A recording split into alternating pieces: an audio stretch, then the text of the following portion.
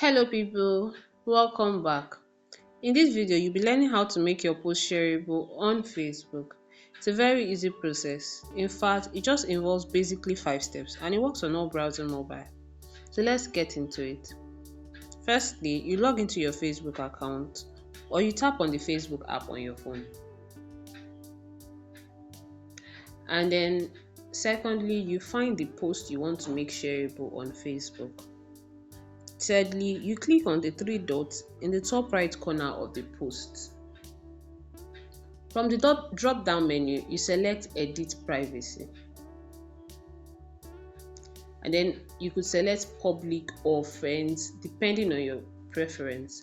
So now I'm going to select Public to make the post shareable. And that's it. It's been saved. This post has become shareable on Facebook. I hope the video was helpful and you enjoyed it. If you love more helpful tips, please remember to like and subscribe. Thank you.